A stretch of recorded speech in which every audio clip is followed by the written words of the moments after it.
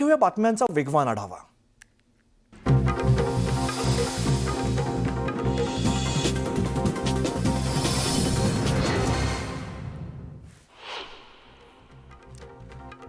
शिवसेना खासदार संजय राऊतांनी शस्त्रसंधीवरून केंद्र सरकारवरती हल्लाबोल केलाय। कोणत्या आधारावरती ट्रम्प यांनी मध्यस्थी केली असा सवाल त्यांनी विचारलाय। पाकिस्तानचे तुकडे करणारे कुठे गेले असा प्रश्न सुद्धा त्यांनी उपस्थित केलाय।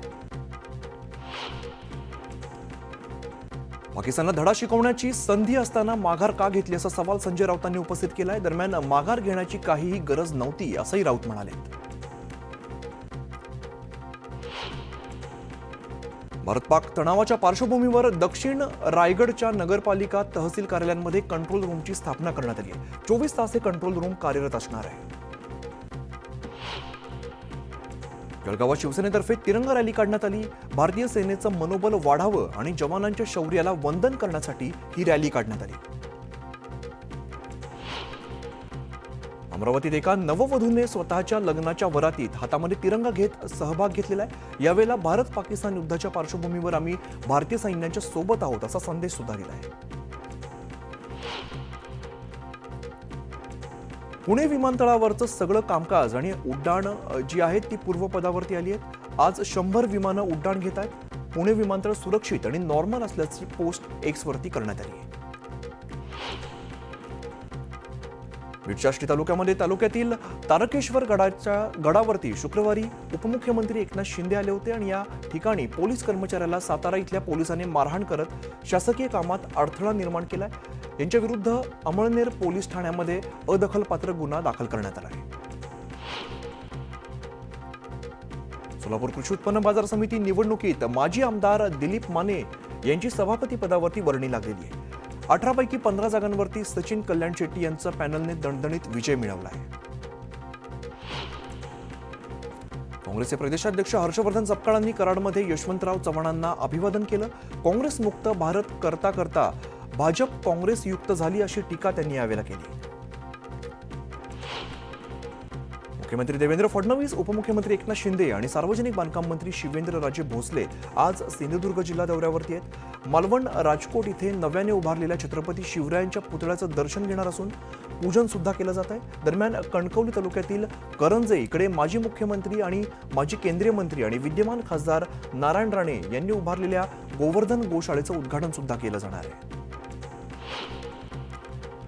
पेट्रोल पंपावरती ऑनलाईन पेमेंट न स्वीकारण्याचा निर्णय विदर्भ पेट्रोलियम डीलर्स असोसिएशनने घेतलेला होता। दरम्यान सरकारच्या मध्यस्थीनंतर हा निर्णय मागे घेण्यात आला। त्यामुळे ग्राहकांना ऑनलाईन पेमेंट करून पेट्रोल डिझेल खरेदी करता येणार आहे। तापी मेगा पुनर्भरण प्रकल्पाबाबत शनिवारी महाराष्ट्र आणि मध्य प्रदेश या 2 राज्यांमध्ये ऐतिहासिक करारावरती स्वाक्षरी करण्यात आली। या प्रकल्पामुळे विदर्भ आणि उत्तर महाराष्ट्रातील खारपाण पट्ट्यामध्ये 5.78 लाख एकर जमीन सिंचनाखाली येणार आहे। मेट्रोला प्रवाशांची चांगली पसंती मिळत असल्याचं लक्षात घेऊन ही सेवा अधिकाधिक सुविधाजनक करण्यावरती सिडकोने भर दिलेला आहे। त्याचाच एक भाग म्हणून रविवार आणि इतर सार्वजनिक सुट्टीच्या दिवशी दर 15 मिनिटांनी मेट्रोची फेरी सुरू केली जाणार आहे आणि याची अंमलबजावणी आजपासून केली जाते। पायाभूत सुविधांच्या देखभाल दुरुस्तीसाठी आणि मध्य आणि हार्बर मार्गावरती आज मेगा ब्लॉक घेण्यात येतो। त्यामुळे प्रवाशांनी वेळापत्रक पाहून घराबाहेर पडण्याचं आवाहन केलं जात आहे। भारत-पाक तणावाच्या पार्श्वभूमीवर ठाणे जिल्हा प्रशासन सतर्क झालंय। मुंबई ठाण्याला पाणी पुरवठा करणाऱ्या धरणांसह पाणी पुरवठ्याच्या जलवाहिनीवर सुद्धा सुरक्षा यंत्रणा तैनात करण्यात आली आहे।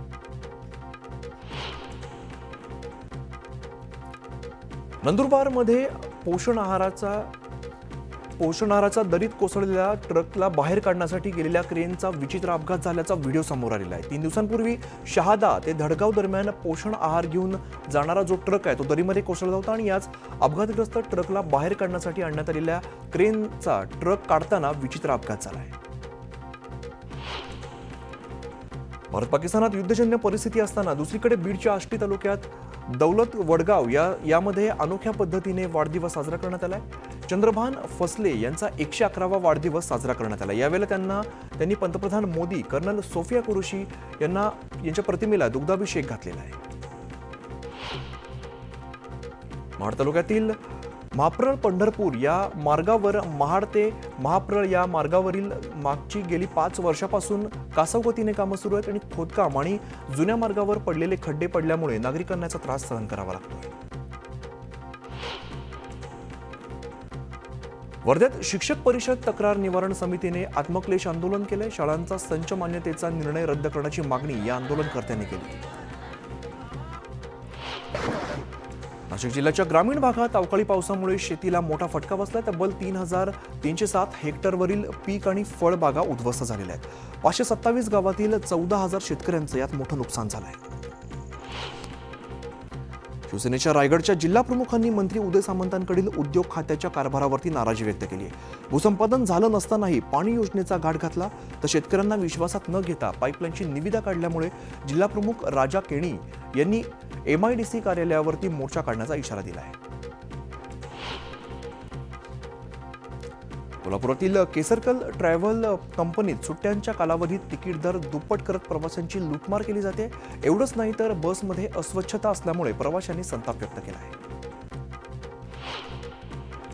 मावळमध्ये कृषी विभागाकडून उपविभागीय स्तरीय कार्यशाळेचं आयोजन करण्यात आलेलं आहे. खरीप हंगामात करायची कामं याविषयी कृषी अधिकाऱ्यांची कार्यशाळा घेतलेली आहे आणि खरीप हंगाम कार्यशाळेत माती परीक्षण महत्त्व तसंच बीज प्रक्रिया फळबागेमध्ये CRA टेक्निकचा वापर या विषयांवरती सादरीकरण करण्यात आलं आहे. गडचिरोली जिल्ह्यात दाखल झालेले 2 रानटी हत्ती हे आरमोरी तालुक्यामध्ये दाखल झालेले आहेत. हे हत्ती मानापूर गावामध्ये दाखल झाल्यामुळे नागरिकांमध्ये भीतीचं वातावरण आहे. चंद्रपूर शहरातील रामबाग ग्राउंडवरती जिल्हा परिषदेच्या इमारतीचं बांधकाम झाल्यामुळे स्थानिक जनता खेळाडूंनी कामाला विरोध केलाय. हा निर्णय रद्द करावा या मागणीसाठी सेव्ह रामबाग ग्राउंड इथे इमारतीसाठी खोदलेल्या खड्ड्यात महापंचायत घेण्यात आली आणि या महापंचायतीत एकूण 8 प्रस्ताव सर्वसंमतीने मंजूर करण्यात आले. चंद्रपूर गडचिरोली जिल्ह्याच्या सीमेवरील वैनगंगा नदीत MBBSच्या 3 विद्यार्थ्यांचा बुडून मृत्यू झाला. या तीनही विद्यार्थी नदीमध्ये आंघोळीसाठी गेले होते. दरम्यान 3 विद्यार्थ्यांचे मृतदेह शोधण्यात यश आलंय.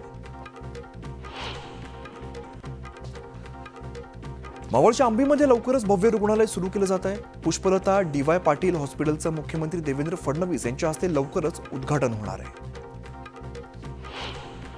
पेडमध्ये शेतकरी खारफुटीने त्रस्त झालेले आहेत. खारफुटीमुळे शेती करणं हे अशक्य झाले. शेतजमिनीवरील खारफुटी तोडण्याची परवानगी देण्यात यावी अशी मागणी शेतकऱ्यांनी जिल्हाधिकाऱ्यांना केली आहे. वर्ध्याच्या टाकळीत राज्यात प्रतिबंधित असलेलं बियाणं जप्त करण्यात आलेलं आहे. कपाशीची 1,466 पॅकेट आणि 1,185 किलो खुली बियाणं असा एकूण 50 लाखांचा मुद्देमाल जप्त करण्यात आलेला आहे. यात एका आरोपीला पोलिसांनी अटक केली आहे. छत्रपती संभाजीनगरात 5 वर्षांच्या प्रदीर्घ प्रतीक्षेनंतर पालिकेच्या निवडणुका होत आहेत. मात्र पालिकेवरती 2,342 कोटींचं कर्ज असल्यामुळे विकास कामांसाठी तिजोरीत पैसेच शिल्लक राहणार नाहीये. त्यामुळे भावी नगरसेवकांना निधीची चणचण जाणवणार आहे. पैठणमधील कमानीवरती पिंपळाचं मोठं झाड उगवल्यामुळे कमानीला भेगा पडल्या. त्यामुळे मोठा अपघात होण्याची शक्यता निर्माण झाली आहे. पालिकेच्या दुर्लक्षामुळे कमान धोकादायक बनली आणि यामुळे पालिका प्रशासनाने लक्ष द्यावं अशी मागणी नागरिक करत आहेत. धुळे शहरातील कचरा समस्येमुळे नागरिक हैराण झालेत. शहरातील अनेक भागांमध्ये घंटागाड्या वेळेवरती येत नसल्यामुळे शहरात कचऱ्याची समस्या गंभीर बनली आहे. त्यामुळे घंटागाड्यांची संख्या वाढवण्याची मागणी आता स्थानिक करतायत. पिढीजात शेती व्यवसाय पुढे करायचा कसा असा सवाल शेतकऱ्यांना पडलेला आहे. मजुरी महागल्यामुळे शेती करायची की दुसऱ्याला द्यायची असा प्रश्न शेतकऱ्यांना सतावतोय. मुख्यमंत्री सौर कृषी योजनेला गती देण्यासाठी प्रत्येक जिल्ह्यात शासकीय जमीन महावितरणकडे हस्तांतरित केली जाते. त्यानुसार पुणे जिल्ह्यामध्ये 14 तालुक्यांमध्ये आतापर्यंत 131 वीज उपकेंद्रांसाठी 3,090 एकर शासकीय जमिनीचा ताबा देण्यात आलेला आहे. यासाठी महावितरणकडून 195 ठिकाणाचे प्रस्ताव देण्यात आलेले होते. चिकू चवीला जितके गोड आहेत तितकेच ते आरोग्यासाठी फायदेशीर आहेत. उन्हाळ्यामध्ये शरीराला थंडावा देणारे आणि ऊर्जा देणारे चिकू हे फळ आरोग्यदायी आणि चविष्ट असल्याने त्यांच्या मागणीमध्ये आता वाढ झालेली आहे. चिकूचे दर 150 ते 250 रुपये किलोवरती पोहोचलेत. अलिबागमध्ये भाजी मंडईत घाटमाथ्यावरील भाज्या येतात तरी सुद्धा स्थानिक भाज्यांची आवक वाढल्यामुळे त्यांना अधिक पसंती दिली जाते. त्यामध्ये फणस असेल, कोयरी आहे आणि पावटा अशा पावट्याला सध्या 200 रुपयांचा दर मिळतोय तर वांग्यांना 60 रुपये किलोचा दर मिळतोय. राज्य सरकारच्या पशुसंवर्धन विभागाच्या वतीने वैयक्तिक लाभांच्या योजनेअंतर्गत प्रक्रिया अधिक पारदर्शक करण्यासाठी नाविन्यपूर्व राज्य आणि जिल्हास्तरीय योजनांअंतर्गत गाई म्हशींचं गट वाटप करण्यात येत आहे. त्यासाठी 2 जूनपर्यंत अर्ज भरता येणार आहे. सोलापूरमधील सिद्धेश्वर तलावात तब्बल 50हून अधिक कासवांचा मृत्यू झालेला आहे. इतक्या मोठ्या प्रमाणात कासवांचा मृत्यू होण्याची पहिलीच घटना आहे. कासवांच्या मृत्यूमुळे कारण मात्र अद्याप कळू शकलेलं नाहीये. दरम्यान इतक्या मोठ्या प्रमाणात कासवांचा मृत्यू झाल्याने एकच खळबळ उडाली आहे. कुलाबा बीकेसी आरे या भुयारी मेट्रो 3 मार्गिकेतील बीकेसी ते वरळी नाका दरम्यानचा दुसरा टप्पा शनिवारपासून प्रवाशांसाठी खुला झालेला आहे. दरम्यान बीकेसी ते आचार्य आत्रे चौक वरळी नाका या नवीन टप्प्यात 14,440 प्रवाशांनी प्रवास केल्याची माहिती मुंबई मेट्रो 3नं दिली आहे. नवी मुंबई विमानतळाला पश्चिमेकडून कनेक्टिव्हिटीसाठी विकसित करण्यात येत असलेल्या वेस्टर्न एंट्री इंटरचेंज काम जून 2025 पर्यंत पूर्ण होणार आहे. त्यामुळे आम्रमार्ग आणि उल्वे किनारी मार्ग इथून विमानतळाकडे ये जा करणारी वाहतूक सुरळीत होण्यास मदत होणार आहे. एनपीटी 15ला मुंबई गोव्यासह मुंबई पुणे महामार्गांना जोडण्यासाठी बांधण्यात येणाऱ्या पागोटे ते चिरनेर या 29 किलोमीटरच्या मार्गासाठी 11,500 वृक्ष कापले जाणार आहेत. या महामार्गाला केंद्रीय वन आणि पर्यावरण मंत्रालयाच्या परिवेश समितीने मंजुरी दिल्यामुळे राज्यातील मोठा अडथळा दूर झाला आहे. विस्कटलेली आर्थिक घडी बसवण्यासाठी ठाणे महानगरपालिका आता टप्प्याटप्प्याने बिनव्याजी कर्ज घेत आहे. परंतु दुसरीकडे महापालिकेला कर्मचाऱ्यांचा पगार आणि इतर कामांसाठी आजही शासनाच्या अनुदानावरती अवलंबून राहावं लागतंय. त्यामुळे जून महिन्यात महापालिका कर्मचाऱ्यांचा पगार मिळेल का नाही याची चिंता प्रशासनाला सतावते. एक छोटासा ब्रेक, लगेचच परत येतोय. पाहत राहा न्यूज 18 लोकमत.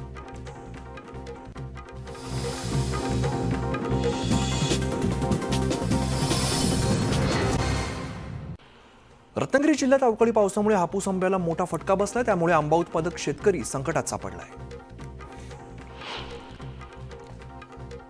पावसासोबत झालेल्या वादळी वाऱ्यामुळे मालेगावात मोठ्या प्रमाणात नुकसान झाले. मालेगावातील एका महाविद्यालयाची 40 फूट भिंत कोसळलेली आहे. त्यामुळे भिंतीखाली 14 वाहनं दबली गेल्यामुळे मोठ्या प्रमाणात नुकसान झालंय.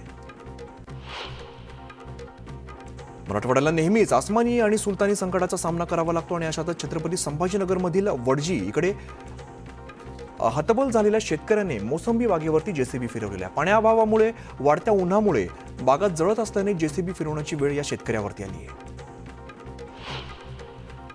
1 जूनला केरळमध्ये दाखल होणारा पाऊस यंदा 27 मे रोजीच दाखल होण्याची शक्यता आहे. यंदा मोसमी पाऊस लवकर दाखल झाला तर भारतात बहुतांश भागात पावसाचं आगमन तारखेपेक्षा लवकर होईल असा अंदाज हवामान खात्याने वर्तवला आहे. मुंबईत अचानक झालेल्या अवकाळी पावसामुळे मुंबईत हवेच्या गुणवत्तेमध्ये लक्षणीय सुधारणा झालेली आहे. शनिवारी मुंबईचा हवा निर्देशांक 56 इतका म्हणजेच समाधानकारक श्रेणीमध्ये नोंदवला गेला आहे. पुणे शहरासह जिल्ह्याभरात मुसळधार पावसाचा अंदाज वर्तवण्यात येतोय. पुढील 4 दिवस मेघगर्जनेसह वादळी वाऱ्यासह जोरदार पावसाची शक्यता निर्माण झाली आहे. सोलापूर जिल्ह्यात पावसाचा इशारा देण्यात आलेला आहे. 3 दिवस येलो अलर्ट जारी करण्यात आलेला आहे. जिल्ह्यामध्ये तापमानाचा पारा घसरल्यामुळे नागरिकांना काही अंशी दिलासा मिळाला आहे. तर 12 मे पासून 14 मे पर्यंत विजेच्या कडकडाटासह पावसाचा इशारा दिला आहे. पुण्यात गेल्या काही दिवसांपासून तापमानाचा पारा प्रचंड वाढल्यामुळे शेतीमालाला याचा मोठा फटका बसलाय. गुलाब उत्पादक शेतकऱ्यांना तापमान वाढीमुळे नुकसान सहन करावं लागते. तसंच फुलांच्या बाजारभाव कमी झाल्यामुळे शेतकऱ्यांना याचा मोठा तोटा सहन करावा लागतोय. मागील वर्षाच्या तुलनेत एप्रिलमध्ये टँकर फेऱ्या 6,000 वाढलेल्या आहेत. त्यामुळे उपनगरातील भीषण पाणी टंचाईचं वास्तव समोर आलं आहे. पालिकेकडे टँकरमध्ये वाढ झाल्याची नोंद करण्यात आली आहे. जर जिथे पाणी पुरवठा होत नाही तिथे मोफत पाण्याचं वाटप करण्यात येत आहे.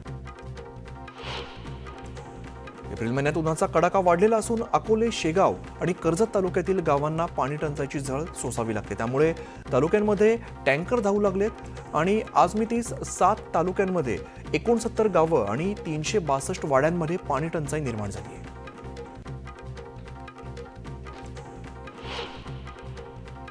यानंतर एक छोटासा ब्रेक, लगेचच परत येतोय. पाहत राहा न्यूज 18 लोकमत.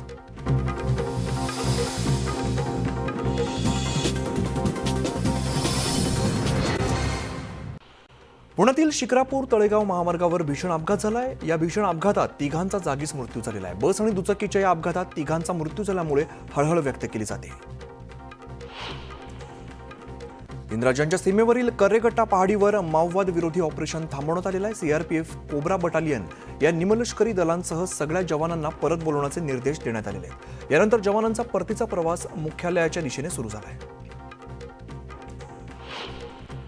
खेडसेच्या औद्योगिक क्षेत्रात मध्यरात्री गोळीबार झालाय. गुन्हेगारी टोळीकडून गोळीबार करत औद्योगिक क्षेत्रात दहशत निर्माण करण्याचा प्रयत्न केलाय. या गोळीबारात 2 जण गंभीर जखमी झालेले असून त्यांच्यावरती खासगी रुग्णालयात उपचार सुरू आहेत. वाशिमच्या शेलू बाजारमध्ये मटका जुगार अड्ड्यांवरती छापा टाकण्यात आलेला आहे. उपविभागीय अधिकाऱ्यांच्या नेतृत्वाखाली विशेष पथकाने ही कारवाई केलेली आहे. या प्रकरणी तीन लोकांसह 43,000चा मुद्देमाल जप्त करण्यात आला आहे.